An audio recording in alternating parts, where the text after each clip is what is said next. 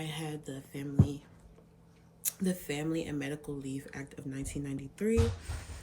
The Family and Medical Leave Act can be defined as an entitlement for eligible employees of covered employers to take unpaid job protective leave for specific family and medical reasons, with continuation of group health insurance coverage under the same terms and conditions as if the employee were to not take leave.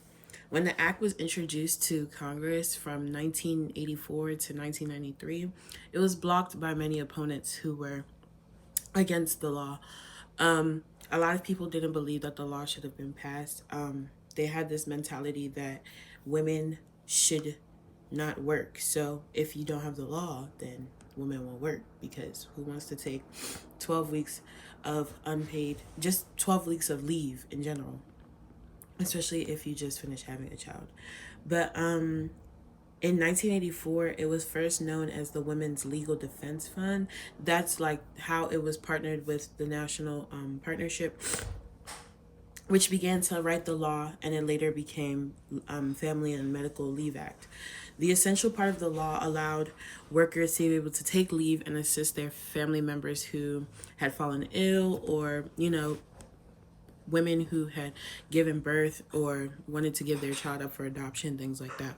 The leave benefits that were given to parents after maternity and paternity leave were not enough to assist their children.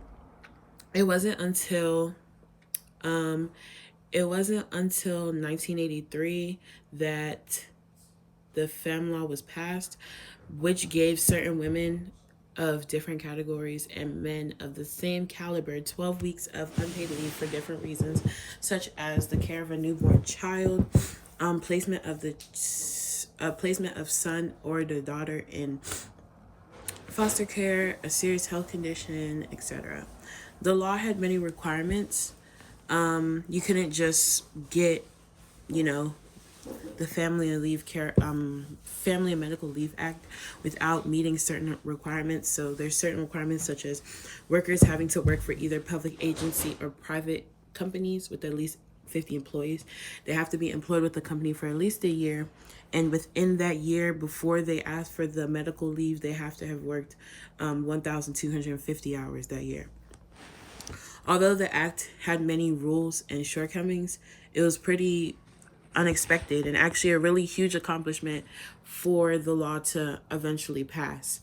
In the first half of, this is just a little backstory, but in the first half of the 20th century, women were treated as temporary workers because their main purpose was to take care of the family and to help the children. The purpose women had in the workforce was to, around that time in the workforce, was to make money for their families while their husbands were in the war. So once their husbands came back from the war, their husbands would resume work and they would go and take care of the children. But in the 60s, feminism was passing through, and they were allowing women to continue working and things like that. And the Equal Employment Opportunity Commission, they created laws and guidelines that instructed for facilities to treat disabilities like miscarriages, abortion, childbirth as temporary disabilities so they could still work. The Pregnancy Discrimination Act prohibited discrimination of a new child, although the women began to leave the workforce, but there were still women who were there.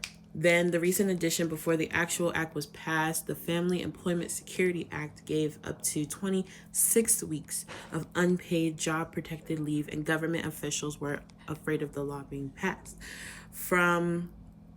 I think earlier I said something about 1983 about the law. I meant to be 1993, excuse me. So through 1986 to 1990, legislators and government officials continued to make edits to the law and lowered the chances for many people to qualify for the act. Most of the legislators had allowed for the law to pass, but when it was time to present the law to George W. Bush, he vetoed the law twice. So it wasn't until Clinton came into office that the law was now officially passed.